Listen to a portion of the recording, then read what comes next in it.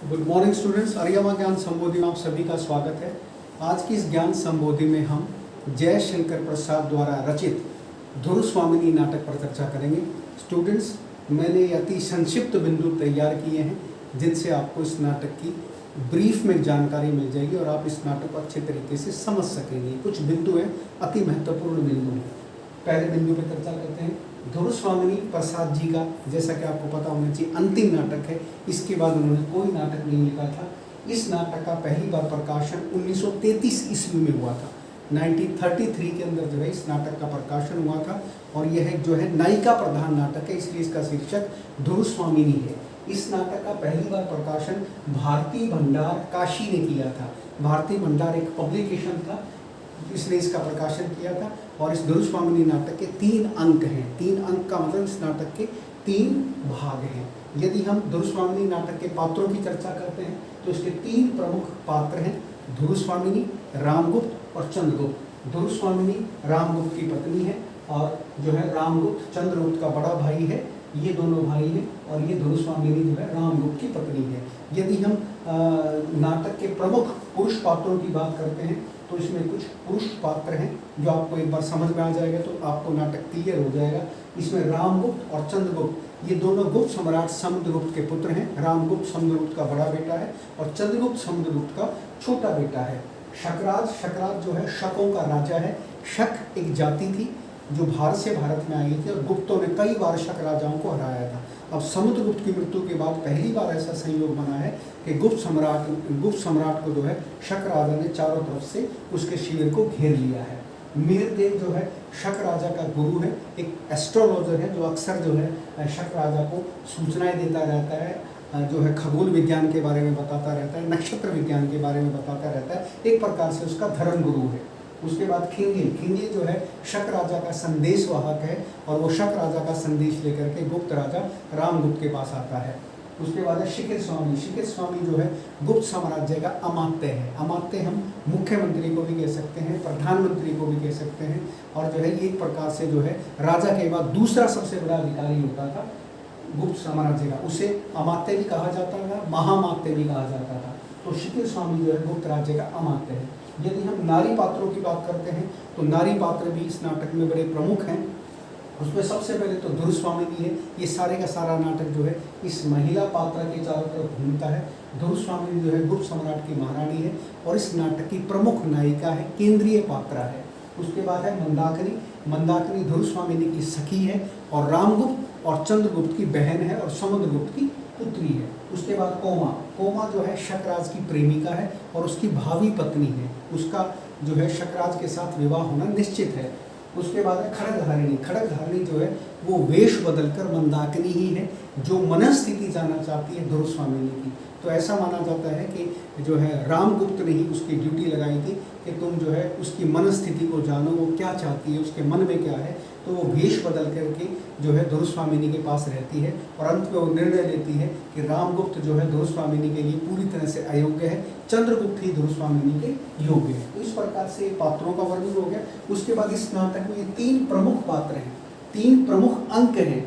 तो इन 3 प्रमुख अंकों से आपको पता लग जाएगा कि पहले अंक में नाटक में क्या बातें हैं, दूसरे अंक में नाटक में कौन सी प्रमुख बातें हैं, तीसरे अंक में नाटक में कौन सी प्रमुख बातें हैं। तो इन 3 अंकों का मैंने यहाँ संक्षिप्त वर्णन किया है जिससे आप नाटक में पूरी तरीके से गो थ्रू हो जाओगे और आपको नाटक जो है बहुत अच्छे तरीके से समझ में आ जाएगा। तो इसके पहले अंक में कौन कौन से बिंदु हैं? पहला अंक है रामगुप्त के शिविर। रामगुप्त के शिविर से पहला अंक शुरू होता है। रामगुप्त जो है चर्चा कर रहा है और रामगुप्त जो है गुप्त सम्राट है। उसके बाद दूसरा है शकराज का रामगुप्त को संधि प्रस्ताव भेजना भी पहले अंक की प्रमुख घटना है। तीसरी घटना है शकदूत खिंगिल का प्रस्ताव लेकर के जो है खिंगिल का प्रस्ताव लेकर के रामगुप्त के पास आना और उसको जो है राजा शकराज ने कौन सी 2 अन्यायपूर्ण बातें कही हैं वो सारी बातें वो सुनाता है।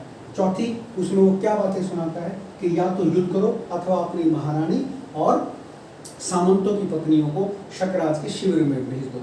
तो जो है कायर राजा रामगुप्त इन बातों को स्वीकार कर लेता है। तो रामगुप्त के प्रस्ताव स्वीकार कर लेता है। छठी बात, धुरस्वामिनी आत्महत्या करने का प्रयास करती है जब उसको पता लगता है कि शकराज की अन्यायपूर्ण बातें जो है कायर राजा रामगुप्त ने मान ली है तो रामगुप्त को समझाती है। जब रामगुप्त नहीं मानता तो धुरस्वामिनी आत्महत्या करने का प्रयास करती है। तब उसे चंद्रगुप्त रोकता है और उसको कहता है कि जीवन राष्ट्र की संपत्ति है, तुम्हें कष्टों का जो है मुकाबला करना चाहिए, सामना करना चाहिए, आत्महत्या किसी भी प्रकार का कोई हल नहीं है। तो चंद्रगुप्त उसको मना लेता है और धुरस्वामिनी रुक जाती है, आत्महत्या नहीं करती। उसके बाद चंद्रगुप्त धुरस्वामिनी के वेश में शकराज के शिविर में जाने की बात कहता है। तो ये पहले अंक की प्रमुख बातें हैं जिसमें जो है मैंने इन संक्षिप्त बिंदुओं के माध्यम से आपको बताने का प्रयास किया। दूसरा अंक जो इस नाटक का है उसकी प्रमुख बातें हैं। शकराज के शिविर से दूसरा अंक शुरू होता है। शकराज जो है शकों का राजा है, उसके शिविर से दूसरा अंक शुरू होता है और वह अपने दूत खिंगिल की प्रतीक्षा कर रहा है। खिंगिल के समाचार लाने की प्रतीक्षा कर रहा है और कौमा के साथ वार्तालाप कर रहा है। ठीक है, तो शकराज कौमा के साथ दूत खिंगिल के आने की प्रतीक्षा कर रहा है। ये दूसरे अंक की प्रमुख घटना है। कौमा का शकराज को नारी अपमान से रोकना भी इस अंक की प्रमुख घटना है। जब कौमा को पता लगता है कि शकराज धुरस्वामिनी के साथ अन्याय कर रहा है तो वो एक स्त्री होने के नाते वो शकराज को समझाती है कि आप जैसे पुरुष को स्त्री का, नारी का अपमान नहीं करना चाहिए और ये अन्यायपूर्ण बात करना आपके लिए न्यायोचित नहीं है, धर्म संगत नहीं है, इससे आपको कहीं ना कहीं जो है नुकसान उठाना पड़ेगा। तो एक प्रकार से वो उसकी काउंसलिंग करती है, स्पिरिचुअल काउंसलिंग करती है और उसको बताना चाहती है कि नारी का अपमान करके पुरुष कभी भी सुखी नहीं रह सकता। उसके बाद है मिहिर देव का शकराज को धूमकेतु के माध्यम से अमंगल की सूचना देना। जब मिहिर देव को पता लगता है कि कौमा के साथ अन्याय होने जा रहा है और राजा शकराज भी एक अन्याय कर रहा है, तब वो एक आध्यात्मिक गुरु होने के नाते शकराज को समझाता है और ये बताता है कि ग्रहों की स्थिति इस समय आपके अनुकूल नहीं है, कुछ भी अनहोनी हो सकती है, तो आप इस जो है बुरे प्रसंग से बचिए। आपने जो ये घटना घटने जा रही है, आप चाहें तो इस घटना को रोक सकते हैं और ये नक्षत्रों की स्थिति को बदल सकते हैं। लेकिन शकराज ऐसा मानता नहीं है। शकराज का मानना है कि तलवार के बल से कुछ भी किया जा सकता है और बाद में जो है वो भविष्यवाणी सही साबित होती है, वो मारा जाता है। उसके बाद धुरस्वामिनी व चंद्रगुप्त वेश बदल करके शकराज के शिविर में आते हैं। ये दूसरे अंक की प्रमुख घटना है जब धुरस्वामिनी और उसके साथ चंद्रगुप्त स्त्री वेश में आते हैं और अपने कुछ विश्वस्त जो है सामंत कुमारों को साथ लेकर के शकराज के शिविर में प्रवेश करते हैं। फिर जो है शकराज और चंद्रगुप्त के बीच में द्वंद्व युद्ध होता है जिसमें चंद्रगुप्त जो है शकराज की हत्या कर देता है। तो इस प्रकार से जो है ये दूसरा अंक जो है शकराज के वध से समाप्त हो जाता है। और तीसरा अंक फिर क्या है? तीसरे अंक में जो है शक दुर्ग का भीतरी भाग है जहाँ राजा रहता था। तो शक दुर्ग के भीतरी महल से जो है तीसरे अंक की शुरुआत होती है। इस तीसरे अंक में क्या होता है? धुरस्वामिनी सैनिक से जो है चंद्रगुप्त के घावों के बारे में पूछती है, क्योंकि दूसरे अंक में मैंने आपको बताया था कि चंद्रगुप्त और शकराज का द्वंद्व युद्ध हुआ था। उस द्वंद्व युद्ध में जो है शकराज जो है एक तरह से चंद्रगुप्त से हार गया था और चंद्रगुप्त ने उसकी हत्या कर दी थी। तो द्वंद्व युद्ध के अंदर जो है वो भी घायल हो गया था चंद्रगुप्त भी। तो जब धुरस्वामिनी को पता लगता है कि चंद्रगुप्त घायल है, अभी ठीक नहीं हुआ है, तो तीसरे अंक में वो सैनिक से पूछती है, कन्फर्म करती है कि इस समय कुमार चंद्रगुप्त कैसे हैं, उनका स्वास्थ्य कैसा है। अगली बात है धुरस्वामिनी का पुरोहित से नारी की दयनीय स्थिति पर व्यंग्यपूर्ण वार्तालाप भी तीसरे अंक की प्रमुख घटना है। पुरोहित जो है जब धुरस्वामिनी जो है शकराज के शिविर में होती है तब वो पुरोहित आकर के कहता है कि मैं कुछ मांगलिक कार्य करके आपकी शांति के लिए और आपके मंगल के लिए कामना करना चाहता हूँ। तब धुरस्वामिनी उसको धमकाती हुई कहती है, झिड़कती हुई कहती है, उस पर व्यंग करती हुई कहती है कि आपको शर्म आनी चाहिए। जब मेरा अपमान किया जा रहा था, जब अन्यायपूर्ण जो है प्रस्ताव के माध्यम से मुझे शकराज के पास भेजा गया था, उस समय आपका ज्ञान कहाँ था, उस समय आपका अध्यात्म कहाँ था, उस समय आपने धर्म सम्मत बात क्यों नहीं की। अब तो शकराज मारा जा चुका और मेरा भी अपमान हो चुका है। इस वक्त आपको जो है इस तरह की बातें नहीं करनी चाहिए। तो नारी की दयनीय स्थिति पर जो है वो व्यंग्यपूर्ण वार्तालाप करती है उस पुरोहित से। अगली घटना है रामगुप्त के द्वारा मिहिर देव व कौमा की हत्या करवा दी जाती है। जब कौमा धुरस्वामिनी से आज्ञा लेकर के उसके सामने जो है प्रार्थना करके शकराज का शव अपने साथ ले जाना चाहती है, उसका जो है दाह संस्कार वो खुद करना चाहती है क्योंकि वो उसकी प्रेमिका है, उसकी पत्नी बनने वाली थी। तब वो उसका शव लेकर के जा रही होती है तो उधर से रामगुप्त अपने सिपाहियों के साथ आ रहा होता है और वह देख करके जो है कौमा को देख करके क्रोधित हो जाता है और अपने सिपाहियों से कह देता है कि मिहिर देव और कौमा को पकड़ कर इनकी हत्या कर दो।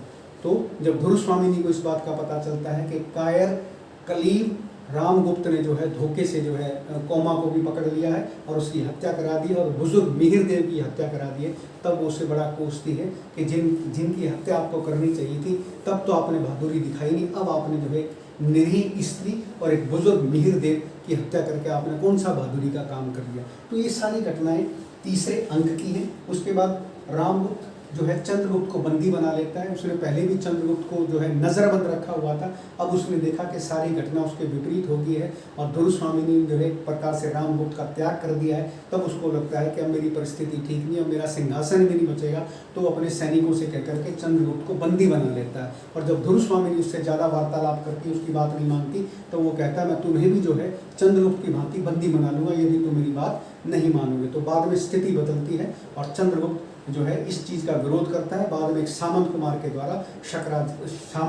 द्वारा जो है रामगुप्त की हत्या कर दी जाती है।